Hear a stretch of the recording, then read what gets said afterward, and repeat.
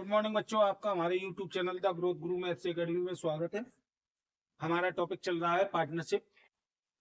Partnership के अंतर्गत आज थर्ड चैप्टर यानी कि अवकाश ग्रहण या मृत्यु है और इसका पार्ट 5 है। तो देखिएगा, क्वेश्चंस मोस्टली पूछा जाता है इस चैप्टर से लॉन्ग में कि मृत साझेदार या मृत साझेदार को दे राशि की गणना मृत साझेदार या मृत साझेदार के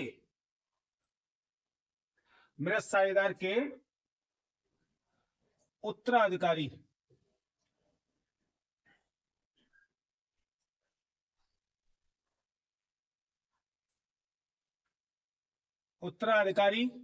को दे राशि की गणना विधि। देखिएगा, क्या होता है कि जब कोई साझेदार किसी फर्म में मर जाता है या उसकी मृत्यु हो जाती है तो उसे हम मृत साझेदार बोलते हैं। जब कोई साझेदार किसी फर्म में जो साझेदार है उसकी मृत्यु हो जाती है या वह मर जाता है तो उसे मृत साझेदार बोला जाता है।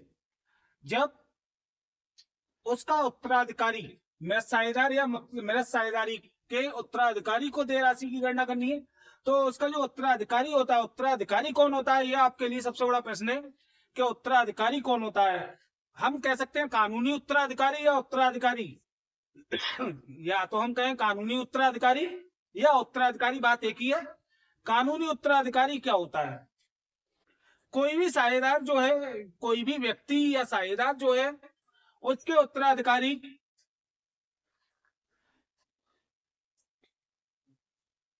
5 लोग होते हैं। उसके उत्तराधिकारी 5 लोग होते हैं। कौन कौन होते हैं वो समझिएगा।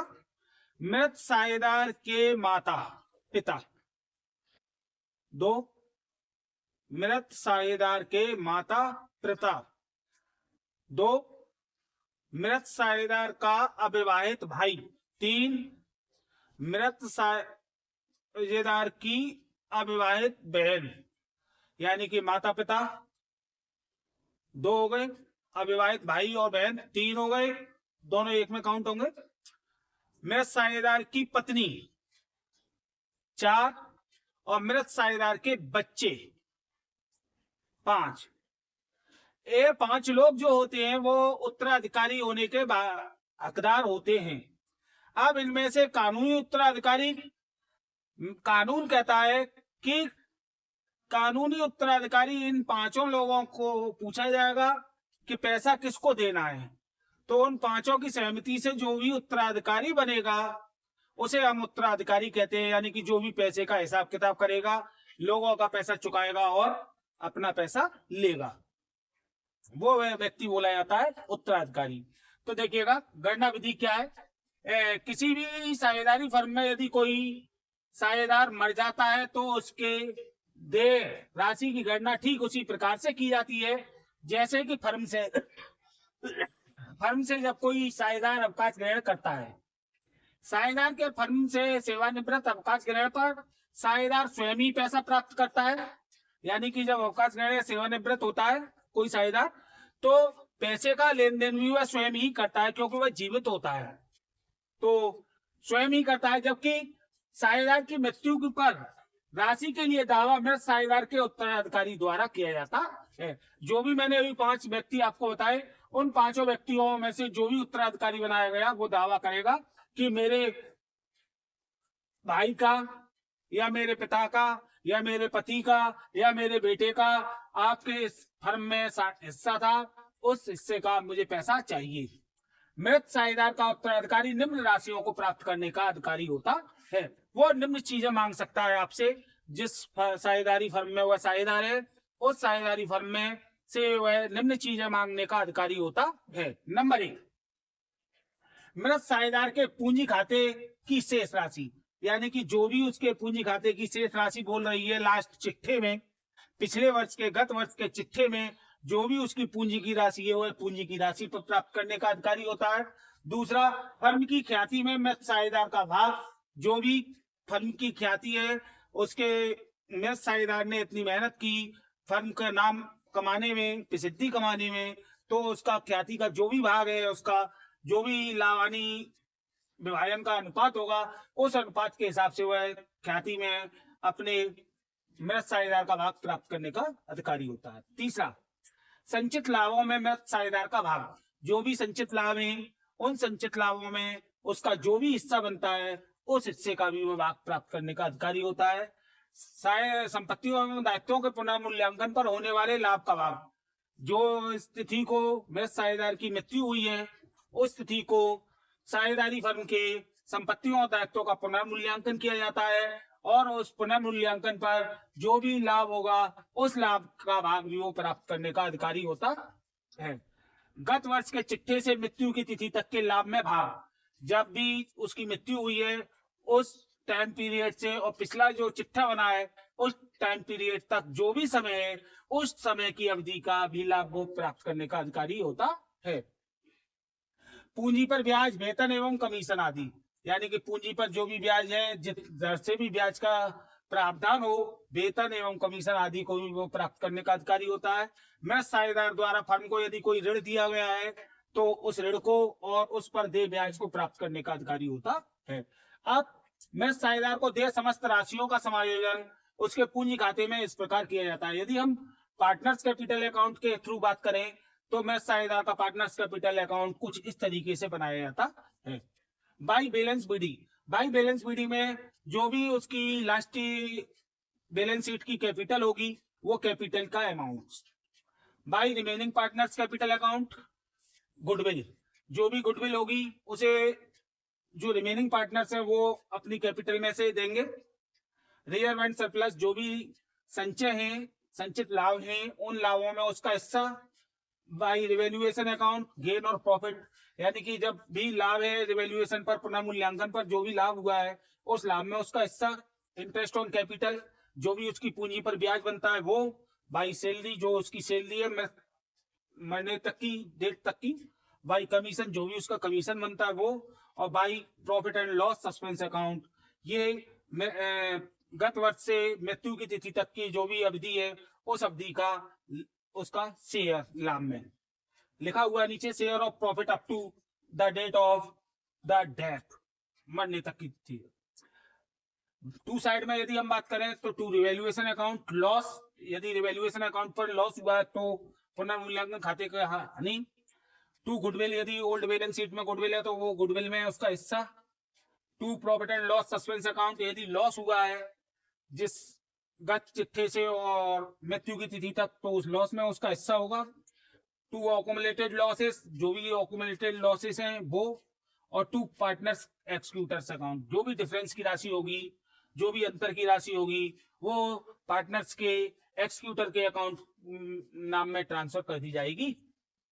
अब इसके बाद में क्या है, नोट, मृत साझेदार को देय समस्त राशि का समायोजन उसके पूंजी खाते में करने के पश्चात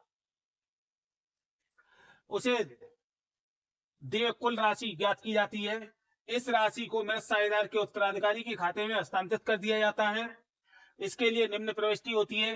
decreased partners capital account DR, यानी कि जो मृत साझेदार है उसकी partners capital account DR to डिक्रीज पार्टनर्स एक्सक्यूटर अकाउंट, उसके उत्तराधिकारी के खाते में ट्रांसफर कर देते हैं। द अमाउंट ट्रांसफर टू डिक्रीज partners executor account. Next questions देखते हैं। तो देखिएगा, नेक्स्ट क्वेश्चन है हमारा, साझेदारी के सेवानिवृत्त से क्या मतलब है या क्या आशय है। साझेदारी का सेवानिवृत्त किसे कहते हैं? जब कोई साझेदार जो वर्तमान में फर्म में साझेदार है, किसी कारण से फर्म को छोड़ देता है एवं शेष साझेदार फर्म को चालू रखने का निर्णय लेते हैं, तो ऐसे साझेदार का अवकाश ग्रहण सेवानिवृत्त कहते हैं। इसे साझेदार का अवकाश ग्रहण या सेवानिवृत्त कहते हैं। एक साझेदार फर्म से अवकाश ग्रहण निम्न स्थितियों में लेता है। यदि उस पर बुढ़ापा आ जाता है, किसी कारणवश वो बूढ़ा हो गया है ना, या स्वास्थ्य उसका खराब हो गया है, या वह कार्य ना कर पाना, यानी वो कार्य करने में असमर्थ है, पैसे की तंगी या अन्य कोई कारण हो सकता है। इन कारणों से कोई भी व्यक्ति जो फर्म में साझेदार है वर्तमान में, वह फर्म को छोड़ सकता है, तो इसे हम साझेदारी का अवकाश ग्रहण या साझेदार का सेवानिवृत्त कहते हैं। अब दूसरा क्वेश्चन है, अतलंगू क्वेश्चन है ये। दूसरा क्वेश्चन है, साझेदार की मृत्यु पर देय राशि किसे दी जाती है? तो अभी मैंने जैसा कि लॉन्ग क्वेश्चन में बताया था कि साझेदारी पर यदि कोई साझेदार की मृत्यु हो जाती है तो साझेदार की मृत्यु हो जाने पर उसको समस्त देय राशि उसके कानूनी उत्तराधिकारी को देनी होती है। वही अधिकारी होता है उस राशि को लेने का। अधिलाभ अनुपात किसे कहते हैं? कभी कभी तो ये क्वेश्चन और घुमा करके पूछा जाता है, लाभ प्राप्ति अनुपात किसे कहते हैं? जब हमारी फर्म जो चल रही है उस फर्म में से कोई साझेदार अवकाश ग्रहण कर लेता है या उसकी मृत्यु हो जाती है, तो ऐसा होने पर जो शेष साझेदार हैं उन साझेदारों के लाभ प्राप्ति अनुपात में कुछ ना कुछ वृद्धि हो जाती है। क्यों हो जाती है? क्योंकि जब एक फर्म में से साझेदार चला जाएगा तो साझेदारों की संख्या घट जाएगी। जब साझेदारों की संख्या घट जाएगी तो हिस्सा तो जो लाभ है वह शेष साझेदारों में बटेगा, तो उनके लाभ प्राप्त करने का जो अनुपात है वो बढ़ जाएगा। इसी जो इस रेशियो में वो अनुपात बढ़ा है उसी अनुपात को हम लाभ प्राप्ति अनुपात कहते हैं और इसी को अधिलाभ के नाम से जाना जाता है। नेक्स्ट क्वेश्चन, कभी कभी क्वेश्चन पूछा जाता है कि क्या एक साझेदार फर्म में से मृत साझेदार फर्म में से ख्याति में अपना हिस्सा प्राप्त करने का अधिकारी होता है? तो हाँ, मृत साझेदार का उत्तराधिकारी या अवकाश ग्रहण करने वाला साझेदार फर्म में अपना ख्याति में हिस्सा पाने का अधिकार होता है। क्यों होता है? क्योंकि फर्म में तो उसने भी मेहनत की है, जो फर्म का नाम कमाया गया है, फर्म ने जो गुडविल कमाई है, फेमस हुई है फर्म, उसमें उसने भी मेहनत की है। अर्थात फर्म को छोड़ते समय जो भी साझेदार है, चाहे वह अवकाश ग्रहण कर रहा है या उसकी मृत्यु हो गई है, वह ख्याति में अपना हिस्सा प्राप्त करने का अधिकारी होता है। कभी कभी एक क्वेश्चन और पूछ लिया जाता है कि वो मदें बताइए जो कि किसी साझेदारी को अवकाश ग्रहण करने वाले साझेदार की देय राशि में से घटाया जाता है। तो कौन कौन सी मदें हैं जिनको अवकाश ग्रहण करते समय साझेदार को देय राशि में से घटाया जाता है? तो नंबर 1, सबसे पहले उसके आहरण, और नंबर 2, यदि उसने कोई संपत्ति या दायित्व से जो भी हानि हुई है पुनर्मूल्यांकन पर, वो 2 आइटम घटाए जाते हैं अवकाश ग्रहण एवं मृत्यु करने वाले साझेदार की राशि में से। ठीक, कभी कभी क्या होता है कि क्वेश्चन को थोड़ा सा और घुमा दिया जाता है और ये पूछा जाता है कि साझेदार की सेवानिवृत्ति के समय कब नए लाभ विभाजन अनुपात की गणना नहीं होती?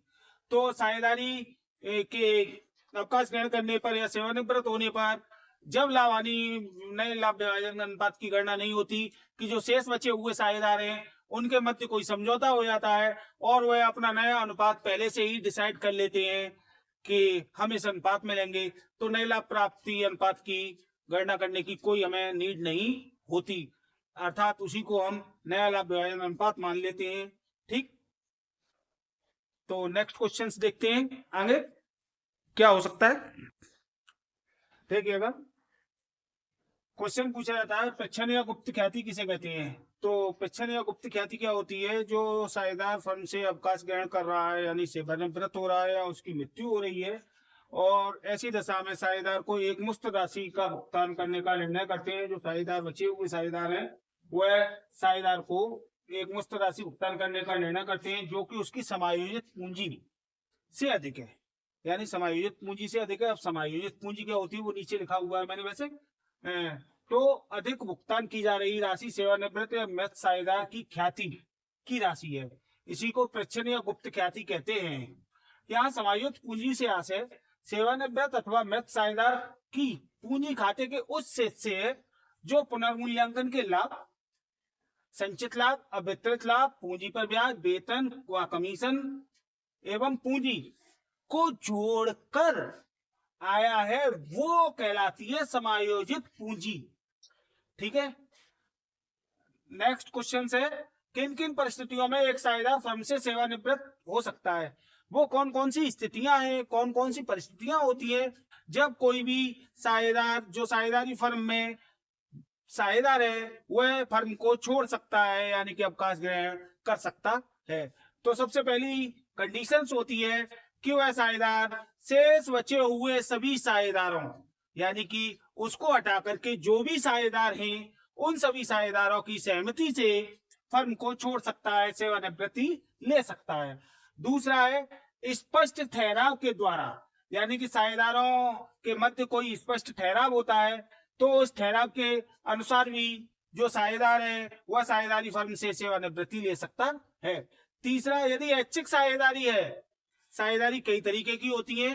साझेदारी के प्रकार यदि आपने पढ़े होंगे 11th क्लास में, तो वहां पढ़े होंगे कि साझेदारी ऐच्छिक होती है ना, सीमित होती है, असीमित होती है, वैध होती है, अवैध होती है, यानी बहुत सारे टाइप्स होते हैं। तो ऐच्छिक साझेदारी है तो फर्म को उचित नोटिस देकर भी साझेदारी फर्म से सेवानिवृत्त हो सकता है। 3 कंडीशन है, इन 3 कंडीशनों में सेवानिवृत्ति ले सकता है। एक और क्वेश्चन, एक साझेदार की सेवानिवृत्ति के समय किए जाने वाली विभिन्न समायोजनाओं का वर्णन कीजिए। जब कोई साझेदार साझेदारी फर्म से सेवानिवृत्त होता है या उसकी मृत्यु हो जाती है तो उसको क्या क्या समायोजनाएं हमें करनी होती हैं, कौन कौन सी चीजें हमें लिखनी होती हैं। तो मैंने अभी आपको बताया था मृत साझेदार को देय राशि की गणना लगभग वैसा ही होता है सेवानिवृत्त साझेदार के समय में भी।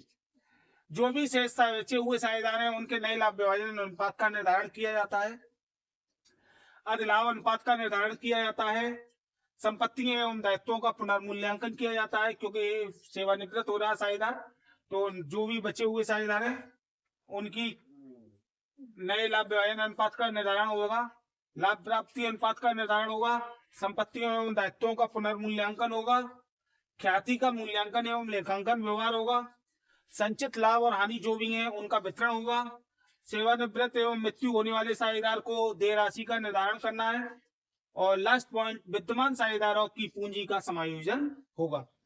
इसी के साथ ये चैप्टर्स कंप्लीट हुआ आपका साझेदार की मृत्यु या अवकाश ग्रहण। आपके साझेदारी के 3 चैप्टर्स क्लियर हो चुके हैं अकाउंट्स में। वीडियो पसंद आई हो तो लाइक, सब्सक्राइब एंड शेयर करें। Thank you.